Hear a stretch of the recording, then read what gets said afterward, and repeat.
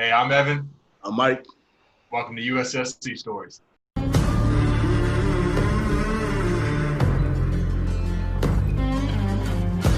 broken and falling, damned old souls been sent to burn.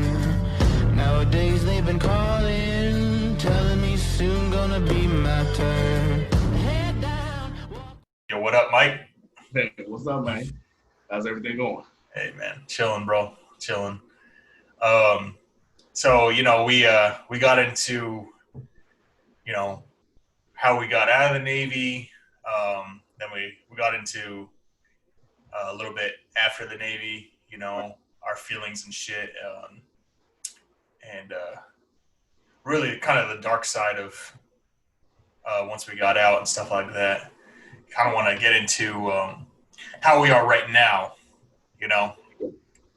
So how about you start with this?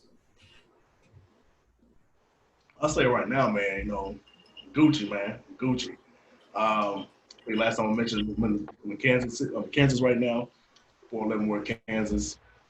I've been here for about 2 years now, going on three. Mm-hmm.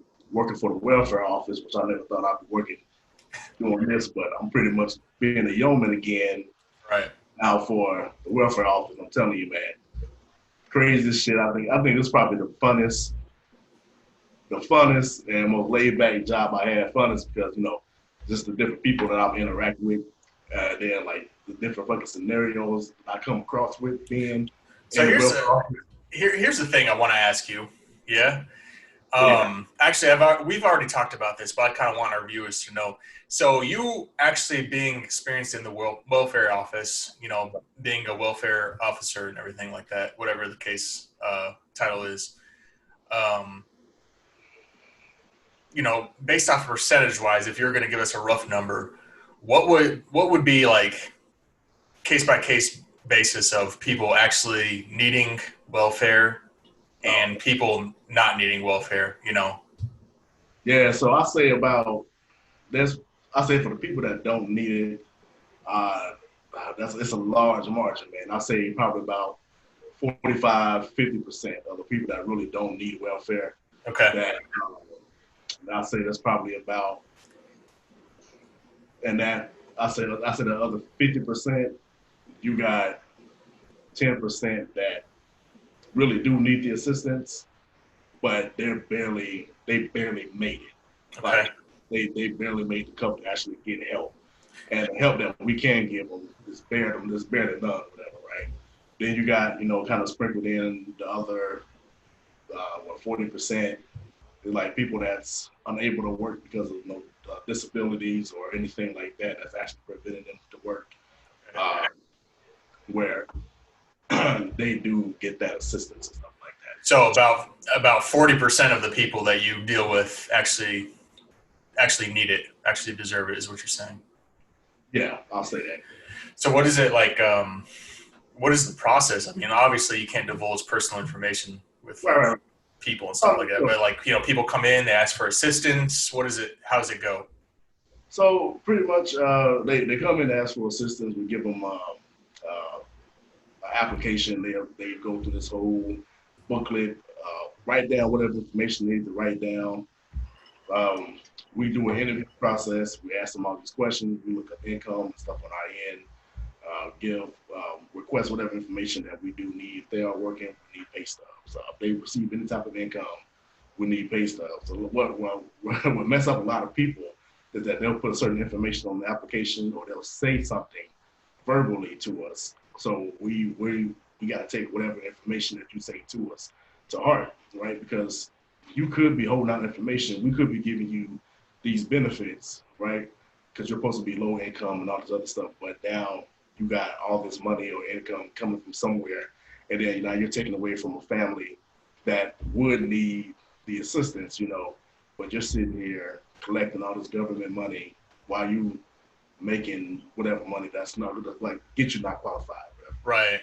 Does it get you jaded at all? Like working with some people? Because I know like in a lot of government jobs, you know, you work with certain people or you do a certain job long enough and you realize that it isn't everything you thought it would be, kind of thing. And especially when it comes to public assistance, like a welfare or unemployment, stuff like that. I was on unemployment. Um, certain stuff like that I would assume, with people that actually work there, and you have to go through and vet people and stuff like that. Does it make you jaded in a certain way, or is it Jaded as far as like the people that's on it or the program itself, or well, like you said, there's 40% of people that actually deserve it, right? right. The 60% that you deal with that you think don't deserve it, how does that It's kind of it's conflicting, man, because you get from and this we get arguments from everybody talking about who's on it, people that's mainly on it. People all want to throw out the percentages. Well, this percent of people's on there, whatever like that. When you're actually in the office, you don't get no percentage. You don't get shit like that. So you get whoever comes in who doesn't. There's a lot of people that do abuse the system, and it's really easy to abuse the system. And it's really nothing you can do about it because there's so much of verification that you can do. So you know when some people are abusing the fucking system. yeah, They're getting money under the table. They're doing some illegal shit. They're doing something to where they're getting this extra money, doing all this extra stuff. But then you have like some people in the situations where like, man, just get up and get a job. Like, there's nothing wrong with you. It's all, man. Some people out, man, they're not trying to hire right now. They're not trying to do this right now. But then you've been on the program for 2 years. But you telling me for 2 years, man, you couldn't find no type of job or work or anything like that. I mean, I digress though, man. But that's just kind of like a snippet of what I do. It's what I deal with. So you got an interesting job, man. So for our conversation, what you mentioned before, man, you work for, Bullet Bourbon, man. So how are you out on that? Yeah, I work for Bullet Bourbon, man. So technically, I work for Diageo, one of the three kings in alcohol industry. Yeah. And through them, I work at Bullet Bourbon Distillery, but I technically work for Diageo. Yeah. So what happened was when I came from California over to Kentucky, right? I was divorced. I had to get away from there. My brother-in-law, just to start from the very beginning, right? My brother-in-law was like, "Hey, bro, come to Kentucky. I'll get you a job selling cars, all this, and this." I was like, "Cool. I just need a job." And back home in Florida, South Florida in particular, there's no jobs except for like bartending and stuff like that. Like no actual, long time jobs, stuff like that. So I was like, cool, I'll go to Kentucky and I'll sell cars, which depending on who you talk to, it's either just as bad as bartending or it could be the God's gift to earth, right? So I went there and I started selling Hondas. I actually sold myself a Honda. I got a commission on myself selling a Honda. It's awesome. I still have the car to this day. But yeah, selling cars. To be honest, it has its ups and downs, man. I'll get to the bourbon in a second, but I kind of want to get into the car business. So car business. Go ahead. Sorry. Were you like a shark? Were you like one of those like over aggressive salesmen, or were you kind of like laid back and just like, hey, kind of talk to people? I was definitely laid back. I couldn't be a shark, man. I could be a shark, but it wasn't in my nature, bro. Like, it's very frowned upon in the business, for the most part. Sometimes people can get away with it and be like a laid back dude that sells a lot of cars. I actually did sell a lot of cars. I averaged around 15 cars a month, which is just a little bit above average. It's a little bit above average. It's usually like around 10 to 12 cars a month is like the average from what I understand. That's what's up. Yeah, but that was kind of the thing that really got me out of the business, was the sharks, to be honest. And so when I got there, my brother-in-law, he actually taught me everything he knew in the car business. He's a really good salesman. He's actually a really laid back dude, kind of like I was. He's 10 times the salesman I ever was, and he actually does help people out quite a bit. He's not a shark. which really kind of got my persona of who I was in the sales business. I kind of based it off of him, Right. and he was really chill dude, and he just could sell cars without really trying to fuck people out of their money, you know. Right. So that's kind of what I base it off of. But to be honest, that's like a 10% thing out of the car business. You know, you have to be very very very very aggressive a lot of the times. How was commission like? Like what was the percentage of commission that you? Okay, so yeah, I like to put that. So a lot of the times in certain dealerships, you know, you get a certain commission off of your sale. You know, sometimes it's based off of the time of the month, how many cars you've already sold out of the month. So technically, the more cars you've already sold during the month, the more commission you're going to get. So it kind of builds off of that being aggressive state. The more aggressive you are, the better commission you're going to get, kind of thing. In our place that we were in, our car dealership, they just based it off of units. So by units, we mean cars. So it wasn't commission per se. It was you get paid, I don't know, $200 off of every car you sell, and then if you hit over 10 cars or over 7 cars, you get $300. If you get over 10 cars, you get $400. It wasn't really commission. So commission bases off of what the car is worth. You get a percentage, whatever it is. Yeah. Right, you get a percentage off what the car is worth to the dealership, and that can really bring out the sharks in people, you know. Yeah. So, and then you know, it all depends on where your location is and stuff like that. So our location really wasn't that great. It was on a good street, but for whatever reason, it just our store wasn't the best. Right, it was kind of in the ghetto, you know. Yeah. And the people that did come in, we would, you know, have to deal with them, and they didn't have the best credit, and you know that, you know, like say 6 or 7 times out of 10, that really wouldn't matter as long as they had the cash. But a lot of people didn't have the cash either, so you know we'd have to throw them away. So a lot of the customers that we would get in there, we just wouldn't be able to sell them a car based off of that. You know, but I was there for about 9 months, and I'll tell you, you know, I made quite a bit of money there. You know, it's not a lie that the car business, you can make a ton of money. You know, you can make a lot of money. There's just a part of you that you're going to have to really like bury under the sand, you know, because sometimes you're going to have to sell to people and lie to them and stuff like that, and be a fake friend. You have to be a friend to every customer, even if you don't like them, you know.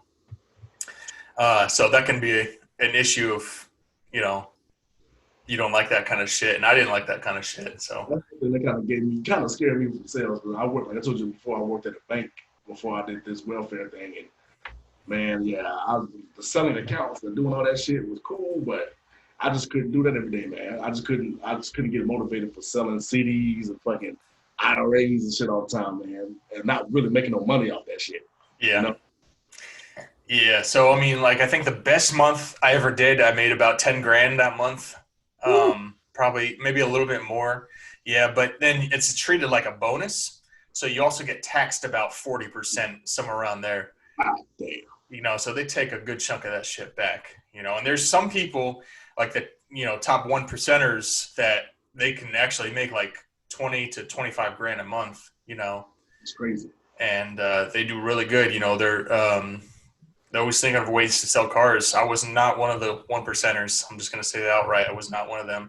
I did good for myself. Don't get me wrong. I was a good salesman, but those kind of people just live and breathe cars, you know. But from selling cars to fucking making bourbon though, like how did that shit transition? Dude, it goes hand in hand, bro. So I was selling cars, and I was probably like 7 months into selling cars. Mind you, I did like probably 9 months in total. Yeah. And probably around my 7-month mark, I sold a car to this lady, or was in the transition of selling this car to this lady, and she was the head HR rep to the Bullet Bourbon site that I work at now. Okay. And, you know, we got a rapport. She actually grew up where I grew up. That's how we kind of got a rapport, you know, in Southern Florida. And, you know, we started bullshitting and stuff. She liked the car. She liked me. You know, I'm a handsome son of a bitch. So, you know, playing off of that. And, you know, afterwards, I was like, you know, at that point in my career in cars, I was kind of getting really tired of it. I was only 7 months in. I was already getting tired of it. And, you know, I asked her, I was like, hey, like, because I saw her, not to get into her personal information, but I saw how much she made in a year. Yeah. And I was like, fuck, I need to get into the alcohol business. So I was like, you know, how do I get into the business? She's like, listen, you know, what you want is really not where I can get you, but I can start you from the ground up. I was like, fuck, you know, you got to start somewhere. And that's usually where you have to start, is the ground. So I was like, listen, talk to your guys. You know, here's my application. I have this, this, and this under my belt and stuff like that. And she's like, cool. So a couple of weeks go by. She calls me back. She's like, yeah, the car's great and everything. And by the way, they want to do an interview with you. I was like, cool.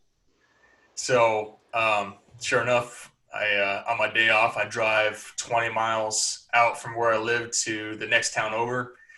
I get an interview, and in my opinion, I passed with flying colors. They give you a little test, you know, some mathematics shit. It's a lot of shit like kind of like the ASVAB, you know, but very, very downgraded. And yeah, I passed that, and the guy gave me an interview. He's like, yeah, cool. You know, I like you and everything. Yeah. You'll hear from us soon, you know? That's what's up. Yeah. And that's pretty much how it went. And then after I was there for another 2 months at the car dealership. You know, I didn't hear back from the bourbon industry for a while. And finally, I heard back from them, and they're like, hey, listen, come aboard. And I was like, cool, you know? And yeah, that's kind of how it got started. The devil's gonna come when the sun goes down. The devil's gonna come when the sun goes down. The devil's gonna come when the sun goes down.